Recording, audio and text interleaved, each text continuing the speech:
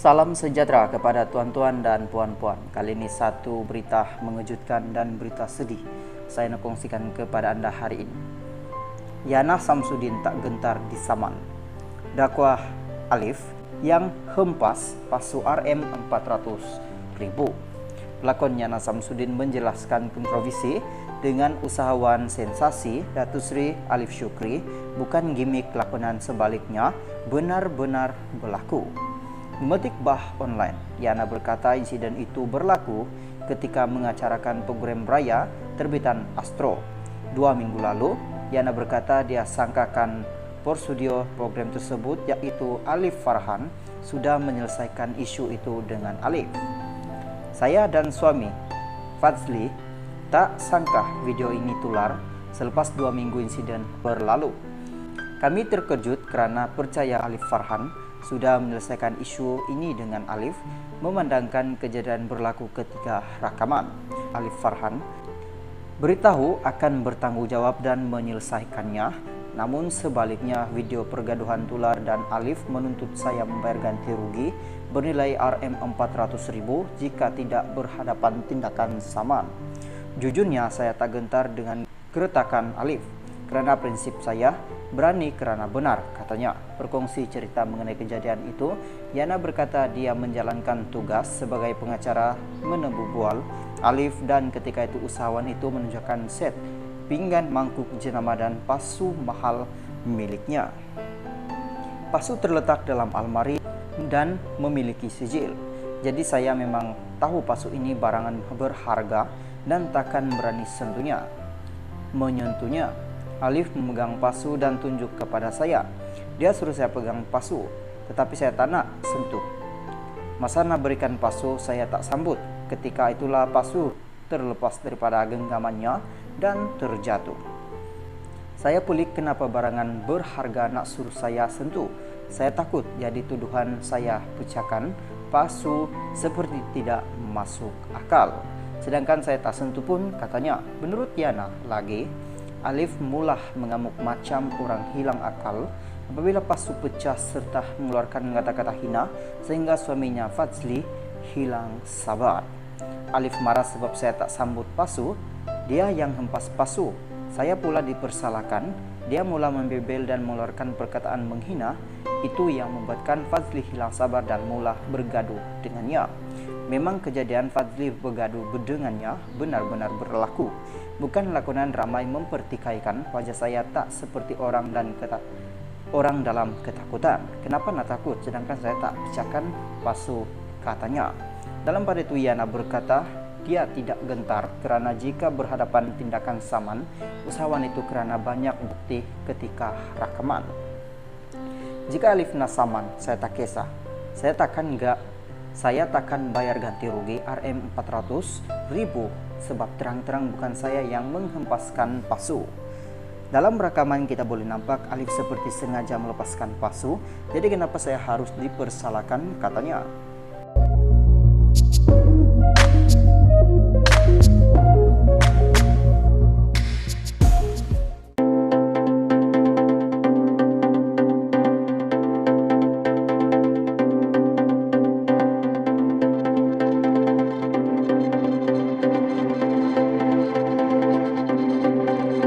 Salam sejahtera kepada tuan-tuan dan puan-puan. Kali ini satu berita baik saya nak kongsikan kepada anda hari ini. Berita ini saya petik daripada Berita Harian. Suib Wati nikah Jun depan.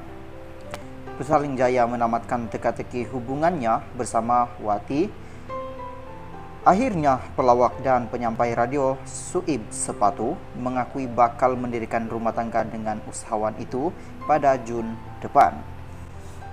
Kata Suib, 38 persiapan perkahwinannya bersama wanita kelahiran Perak itu sudah berjalan sebanyak 30%. Mudah-mudahan majlis akan berlangsung selepas raya, yaitu pada Jun depan. Nanti saya akan beritahu tariknya. Persiapan dari segi dewan sudah dilakukan. Saya akan menjalankan majlis pernikahan dan persandingan, tapi dari segi busana belum lagi. Saya tak mahu majlis pernikahan terlalu meriah, tak mahu juga terlalu kecil-kecilan, kerana memikirkan ahli keluarga. Ini adalah perkawinan pertama Wati, jadi sudah tentu keluarga mahu majlis meriahkan kami. Saya harap dapat buat majlis sederhana dan bermakna, jadi semua akan gembira, katanya kepada Bah Online.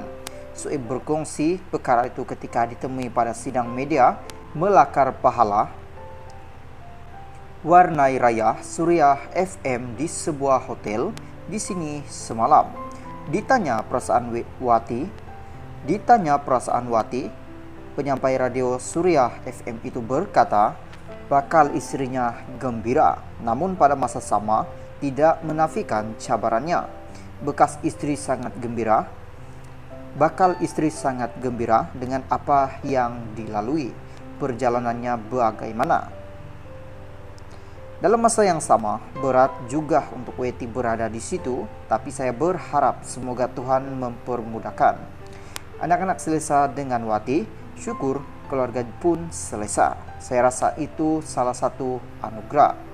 Mungkin sebelum ini ada isu yang tidak beberapa sedap didengar, tapi sekarang apabila Tuhan sudah memudahkan proses itu, mungkin benda ini sangat baik. Saya harap ia akan berjalan dengan cukup baik. Saya pula sudah tentu berdebar, tetapi bila saya tengok anak-anak, saya rasa pelukan seorang untuk ada bersama saya, katanya. Justru Sui mengakui dengan adanya Wati, dia mampu mempunyai sistem sokongan yang baik, namun menegaskan arwah istrinya Siti Sarah Raizuddin tiada gelang gantinya. Kita tahu kebolehan dan kemampuan saya, jadi bila ada orang sudi bersama saya, ia satu pemberian Tuhan. Saya tak mau masa hadapan macam mana. Saya tak tahu masa hadapan macam mana, tapi sudah tentu saya mahukan yang baik-baik. Jadi saya berharap semuanya dipermudahkan Tuhan. Saya perlukan sistem sokongan yang baik kerana saya tidak tahu bagaimana untuk keseorangan dan sendirian, katanya.